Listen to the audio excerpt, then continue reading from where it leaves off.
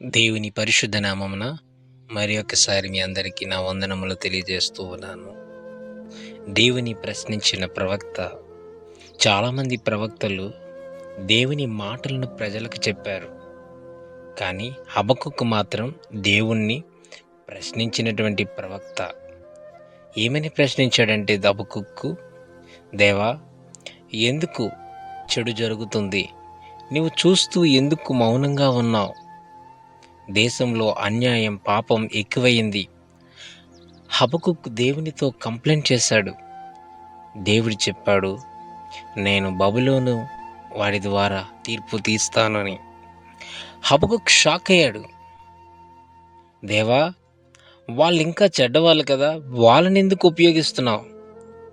లోతైన సత్యం ఏమిటంటే హబక్కుకు అర్థం చేసుకున్నది ఇది.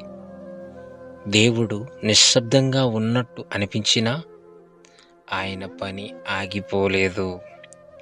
నీతిమంతుడు విశ్వాసమూలముగా జీవించును అని హబక్కుకు 2:4 తెలియపరుస్తూ ఉంది. చివరి పరీక్ష. అన్నీ పోయినా కూడా హబక్కుకు ఇలా అంటున్నాడు, పండ్లు లేవు, పంటలు లేవు, డబ్బు లేదు, అయినా కూడా నేను దేవుని యందు ఆనందిస్తాను అంటున్నాడు హబక్కుకు. హల్లెలూయా. హబక్కుకు 3:17-18 ఈ సందేశంలో దాగి ఉన్న మర్మం ఏమిటంటే, 1. దేవుని ప్రశ్నించడం పాపం కాదు. నిజమైన సంబంధంలో ప్రశ్నలుంటాయి. 2. దేవుని సమాధానం ఆలస్యమవుతుంది, కానీ తప్పదు. సమయం వచ్చినప్పుడు అది జరుగుతుంది. హబక్కుకు 2:3 ఉంటుంది. 3. పరిస్థితులు కాకుండా విశ్వాసము ముఖ్యము. దేవుని మౌనం వెనుక రహస్యం. ఎందుకు దేవుడు చెడ్డవారిని ఉపయోగిస్తున్నాడు? నీతిమంతుడు విశ్వాసము చేత జీవించును. అసలు అర్థం. ఒక ఉపమానం చెప్తాను, జాగ్రత్తగా వినండి. ఒక టీచర్ ఎగ్జామ్ టైంలో మాట్లాడాడు. ఎందుకు అంటే ఆయన లేడా? కాదు, ఆయన చూస్తున్నాడు. అలాగే దేవుడు కూడా. దేవుడు మౌనంగా ఉన్నప్పుడు ఏం చేయాలంటే నీ విశ్వాసం మాట్లాడాలి. ప్రశ్నలతో మొదలైన హబక్కుకు జీవితం విశ్వాసంతో ముగిసింది. హబక్కుకు కాలంలో ప్రజలు తీవ్రమైన పాపంలో ఉన్నారు. 1. అన్యాయం, ఇంజస్టిస్. బలవంతులు బలహీనులను అణగద్రొక్కుతున్నారు, న్యాయం జరగట్లేదు. 2. హింస, వైలెన్స్. దేశంలో హింస, కలహాలు ఎక్కువైపోతున్నాయి. 3.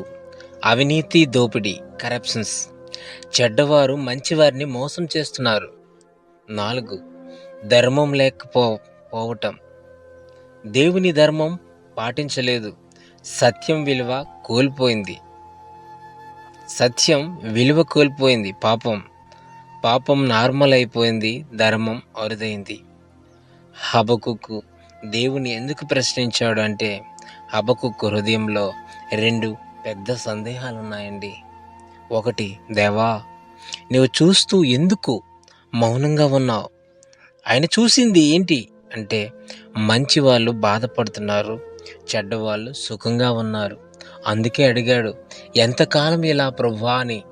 హబక్కుకు 2:1-2 ఇంకా చెడ్డవారిని ఎందుకు ఉపయోగిస్తున్నావు? 2వది, ఇంకా చెడ్డవారిని ఎందుకు వాడుకుంటున్నావు? దేవుడు చెప్పారు, బబులోను ద్వారా తీర్పు తీరుస్తానని. అప్పుడు హబక్కుకు షాక్ అయ్యాడు. వాళ్ళు ఇంకా క్రూరమైన వాళ్ళు కదా, వాళ్ళని ఎందుకు ఉపయోగిస్తున్నాడని. 1:13 లోతైన అర్థం ఏంటంటే, హబక్కుకు సమస్య దేవునిపై అనుమానం కాదు, అతనికి అర్థం కాలేదు దేవుని విధానం. ముగింపుకి వచ్చేసాం. పాపం చూసి మౌనంగా ఉండలేదు. అందుకే ఆయన నిజమైన ప్రవక్త అయ్యాడు హబక్కుకు గారు. సందేహాలున్నా చివరికి విశ్వాసాన్ని ఎంచుకున్నాడు. పాపం పెరిగినప్పుడు హబక్కుకు ప్రశ్నించాడు. సమాధానం వచ్చినప్పుడు విశ్వాసం పెంచుకున్నాడు. హబక్కుకు ఒక ప్రత్యేకమైన ప్రవక్త. ఆయన దేవునికి సందేశం చెప్పడం మాత్రమే కాదు, దేవునితో మాట్లాడిన ప్రవక్త, ప్రశ్నించిన ప్రవక్త, విశ్వాసంతో నిలిచినటువంటి మనిషి హబకుక్కు. హబకుక్కు, దేవా, ఎందుకు చెడు జరుగుతుంది? నీవు చూస్తూ ఎందుకు మౌనంగా ఉన్నావు? దేశంలో అన్యాయం, పాపం ఎక్కువైపోయింది అని హబకుక్కు దేవునితో కంప్లైంట్ చేశాడు. పరిశుద్ధుడానికి వందనాలు, స్తోత్రములు తండ్రి. ఇదిగో ప్రభువా, నీవంటున్నావు దేవా, ఆ ప్రవక్త అంటున్నావు, నువ్వు చూస్తూ ఎందుకు మౌనంగా ఉన్నావు?